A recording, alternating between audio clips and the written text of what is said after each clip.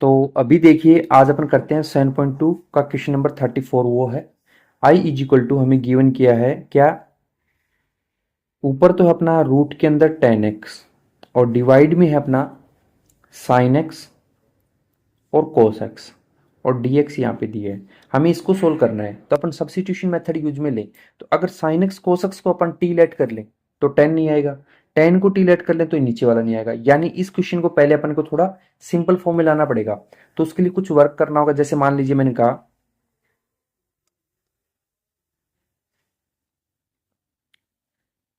मैंने लिख दिया divided by cos square x, numerator and denominator. ठीक है, दोनों को ऐसे मान लीजिए कि मैं डिवाइड कर रहा हूँ कोस स्क्वायर से, जो ये पूरा पोर्शन इसको, क्योंकि अगर मैं इसको करूंगा कोस स्क्वायर से या इसको करूंगा तो ये सेक में कन्वर्ट हो जाएंगे, 10 वाला तो, और ये वाला भी कन्वर्ट हो सकता है। तो देखिए मैंने कहा आई इज इक्वल टू, आ गया ये, और ये आ गया 10x, और यहां पर मैं इसको कर रहा हूं तो इसको क्या, कोस स्क्वायर एक्स से डिवाइड। ऐसे ही नीचे वाले पोर्शन को लिखिए साइन एक्स और कोस एक्स, इसको भी कर दिया कोस स्क्वायर एक्स से डिवाइड, हो गया। अब ये जैसे अपन ने इसको जैसे ही किया तो 1 अपॉन में कोस स्क्वायर, ये आपको 10th क्लास में पढ़ा होगा आपने, क्या होता है 1 अपॉन में कोस, हमेशा सेक होता है ना। यहाँ डाल देंगे क्या, I is equal to integration, ये जो है रूट के अंदर इसे तो लिख दीजिए एज इट इज, ये जो है इसे आप लिख दोगे सेक एक्स, लेकिन इस पे स्क्वायर है तो यहाँ पर भी स्क्वायर लगाना पड़ेगा। ऐसे ही देखिए ये 2 टाइम कोस है और ये 1 टाइम, तो ये तो कैंसिल हो गया।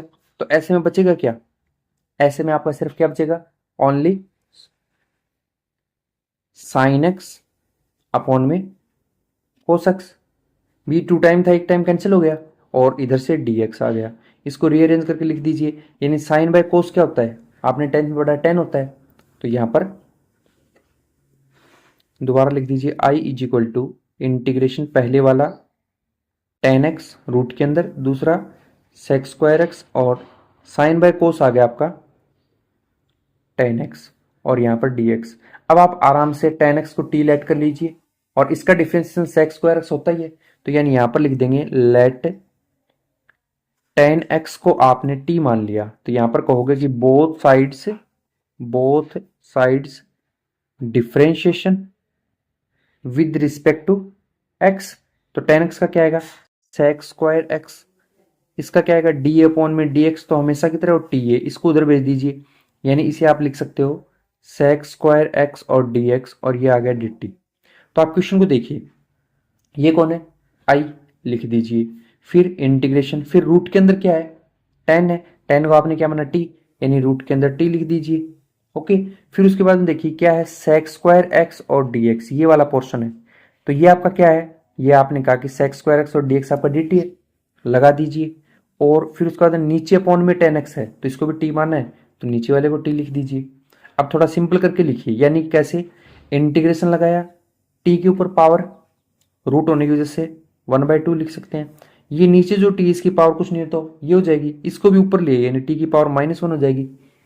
अब आपको पता है 8th क्लास में आप लोगों को सिखाते थे कि ए की पावर एम डॉट ए की पावर एन जब भी हो तो दोनों पावर ऐड हो जाती हैं, अगर एक प्लस एक माइनस की हो तो माइनस हो जाती हैं।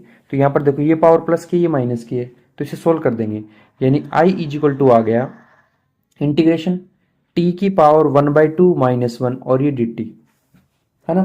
तो यहां पर अपन लिख सकते हैं इंटीग्रेशन, ये 1/2 प्लस का है और -1 माइनस का है, तो दोनों को करें, एक में से आधा जाएगा तो आधा बचेगा, वो भी किसका, माइनस का, तो ये 1/2 लिख सकते हो।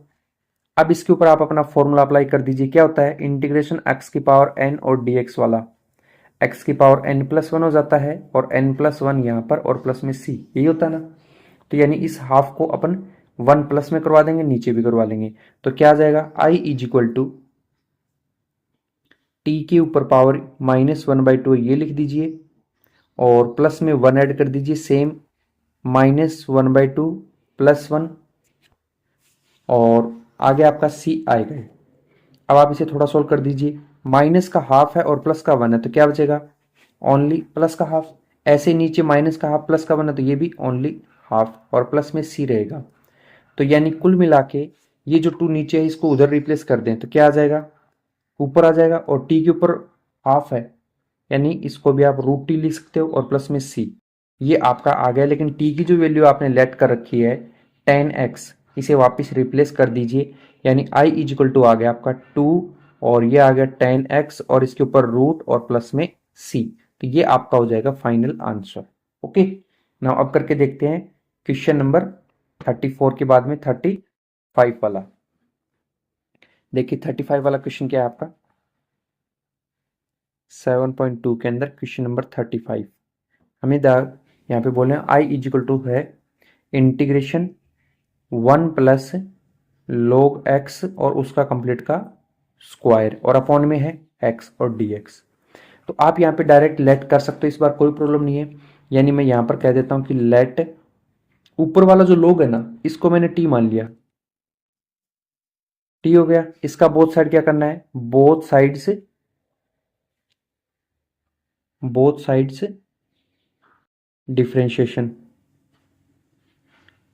ये आपको पता है विद रिस्पेक्ट टू एक्स के रिस्पेक्ट करेंगे तो 1 तो कांस्टेंट है, क्या हो जाएगा 0, log का करेंगे तो 1 अपॉन में x, और इधर से इसका करें तो dt अपॉन में dx आएगा। इस dx को इधर रिप्लेस कर दीजिए, 1 अपॉन में x और dx is equal to dt। तो आप क्वेश्चन में देखिए ये आपका dx रहा और ये x से डिवाइड में, यानी ये वाला जो पूरा पोर्शन है ये यहाँ पर प्रेजेंट है ऐसे, तो इसकी जगह dt डाल देंगे। तो यहाँ पर लिख देते हैं now i is equal to integration 1 plus log x की जगह क्या आएगा, t ले रखा है t आ जाएगा, और उसके ऊपर भी स्क्वायर है लगा दीजिए, और x और dx की जगह पर क्या था ये dt, तो इसे लगा दीजिए।